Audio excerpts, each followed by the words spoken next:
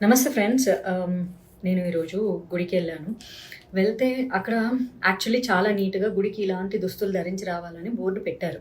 కానీ కొంతమంది రకరకాల మోడర్న్ డ్రెస్సుల్లో వచ్చారు అమ్మాయిలు. అలా రాకూడదు. రూల్స్ ఎవడు పెట్టాడు? రూల్స్ మనిషే కదా పెట్టింది. అలా ఎళ్ళాలంటే ఇలానే ఎళ్ళాలా? ఇలా ఎళ్ళాలంటే అలానే రావాలా? అంటూ చాలామంది గొడవకు దిగుతారు గూడా అంటే. కానీ ఇప్పుడు ఇంజినీరింగ్ చదివి డాక్టర్ పని చేయకూడదు కదా!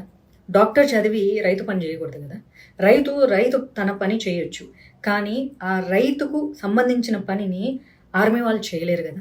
సో, అలాగా ఏ పని వాళ్ళే చేయాలి. అలాగే be a Roman when you are in Rome అంటే తాగడానికి, తందనాలాడడానికి, పార్టీలు చేసుకోవడానికి be a Roman when you are in Rome. So, I go to beach, I wear bikini అంటారు బానే ఉంది.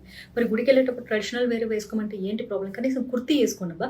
జీన్స్ ఏసుకుంటారు. టైట్ జీన్స్ ఏసుకుంటారు. దాని మీద కుర్తీ, హిప్స్ కనిపించేలాగా. ఎందుకు అంటే అక్కడ ఎవరైనా దేనికోసం వెళ్తారు? భక్తి చేయడానికి వెళ్తారు. లేదా ఒక ప్రశాంతత కోసం వెళ్తారు. సో, అమ్మాయి బాడీ అన్నది ఖచ్చితంగా ఆకర్షిస్తది. అమ్మాయిని నేనే చూస్తున్నా. ఈ అమ్మాయి ఫిగర్ బాగుంది.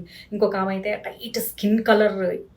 సో, ఆవిడ చాలా హెవీ పర్సనాలిటీ. ఆవిడ తప్పు కాదు. కానీ ఆవిడ వేసుకున్న డ్రెస్ కుర్తీ వేసుకుంది. కానీ టైట్ లెగ్గిన్స్ వేసుకొని పైన సైడ్స్ అంతా ఇట్లా కనిపిస్తూ ఉంటాయి. అది స్కిన్ కలరు.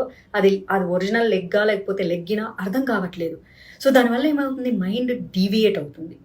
ఆడవాళ్ళకి ఇబ్బందికరంగా, మగవాళ్ళకి అది ఒక అంటే ఏమంటారు?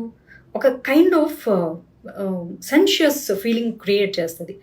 భక్తి చేయడానికి వెళ్ళి మనశ్శాంతి కోసం వెళ్ళినప్పుడు అలాంటి ఫీలింగ్స్ని కంట్రోల్ చేసుకునే ఒక ప్రక్రియలో భాగంగా కూడా అక్కడ మనసుని క్రియేట్ చేసుకుంటారు ఒక ప్లేస్ని. అక్కడ కూడా మీరు నేను ఇట్లనే పోతా, ఎవరు రావద్దన్నా, నేను షార్ట్లు వేసుకొని పోతా, నేను జీన్స్ వేసుకొని పోతా అంటే నో, పోవద్దు.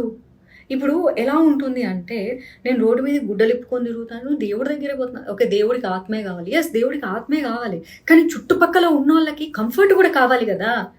అది ఎందుకు ఆలోచించరు? డ్రెస్సు నీ కోసం కాదు.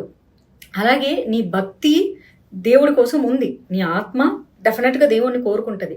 కానీ గుడికి వచ్చే చాలామందిని డిస్టర్బ్ చేస్తుంది, డిస్ట్రాక్ట్ చేస్తుంది కదా!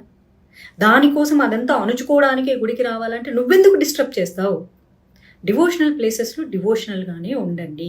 ఎందుకు ఎక్కడ మీరు ఏదైనా ఒక పార్టీకి వెళ్తే పార్టీ వేర్ డ్రెస్సెస్కి వెళ్తారు.